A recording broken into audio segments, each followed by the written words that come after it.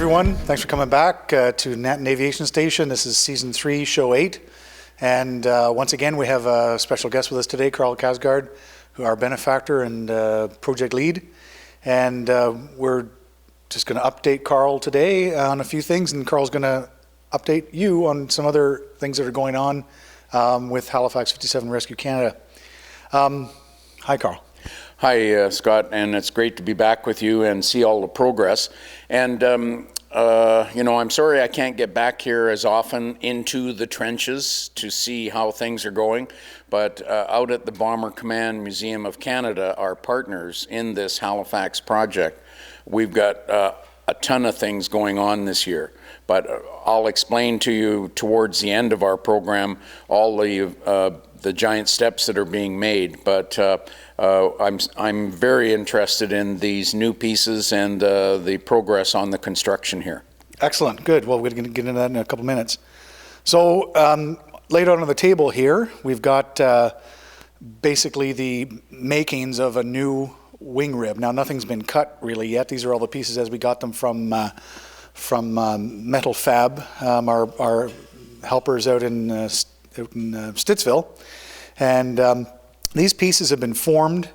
They're very, very close to the original Halifax designs, which are great. So we have to build 4 new ribs, and so we have the pieces that we need to be able to assemble these 4 new wing ribs, which is really great. And I'm looking forward. This is going to look so nice when it's all put together. We have to obviously cut the pieces and rivet everything together, but that's excellent. I looked at these and the profile of these new made and the original Handley Page stiffener ribs. Is that what you call them, stiffener ribs? Yeah, these are stiffeners, yeah. Yeah, and I was amazed how darn close they are to right on stock from Handley Page. So this is a great source, and these are the kinds of things, the innovation that we need. So why don't you give us an update on some of the other things that are going on around Halifax 57? Well, yes, we're really excited. Just a few weeks ago, after months of negotiation, we got the rights, the salvage rights, to go to Sweden and recover a RCAF Halifax from 50 feet of water off the coast of Sweden. So thanks to Laurie Hahn, he's retired now from politics, but he stick-handled his way to the top, and he got Ottawa to contact Sweden.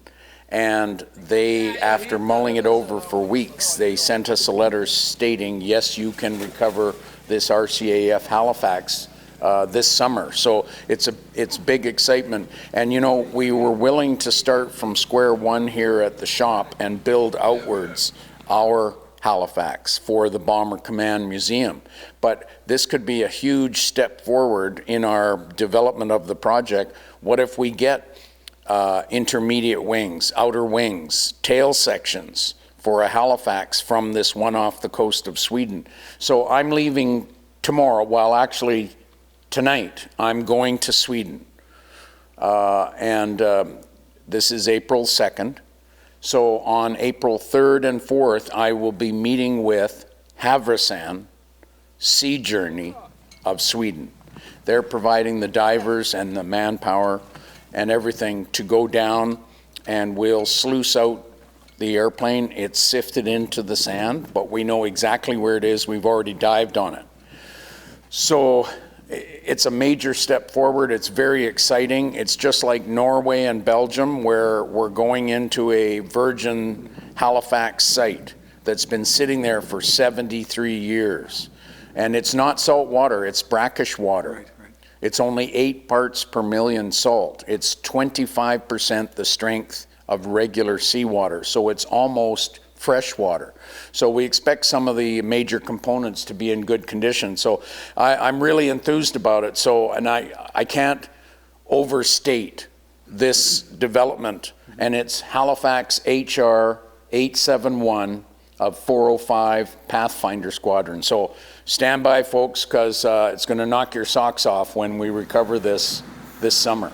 And maybe you can remind the folks, and you know, obviously this is a big endeavor, it needs a lot of support in terms of funding and effort. So maybe you could remind people how they could contribute if they're in a position to. Sure. We have started a crowd fund for the Halifax project in Sweden, and we've only been running a week and we've raised over $4,000 from a crowdfund, which is your internet way to donate.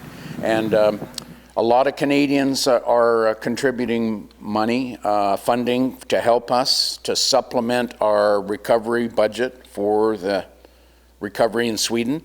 But what I wanted to do is any of you folks south of the Canadian border in the USA, and any of you Brits that believe in your fighting airmen, remember this. Please remember this. This is an international project. 220 British lads were killed in 405 Squadron in combat, and this is a 405 Squadron Halifax that we're pulling out of the water in Sweden. And for those of you in the USA, remember, over 8,000 Americans flew with the RCAF in World War II, and 800 American boys were killed in action flying in Canadian airplanes, the majority on, wait for it, starts with an H. Mm-hmm. It's a Halifax. Oh. So we are concerned that the Americans and the Brits are not supporting us simply because they think it's a Canadian project. It's not.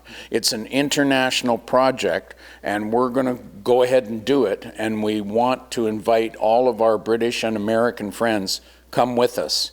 You will not be disappointed. That's a very important point. Thanks for raising that. Well, I think that's it for today. I'll let you get off to the airport and have a great journey overseas, a successful mission, and all the best. I see great potential in Swedish waters. There's other aircraft that are there that belong to the RCAF, and I see this as a giant stepping stone forward, and all we can do is do our best, and remember, we leave no Halifax behind. Thanks very much, Karl. Well, that's it for today. Thanks for taking the time out to watch our show, and we'll see you next time. Bye now.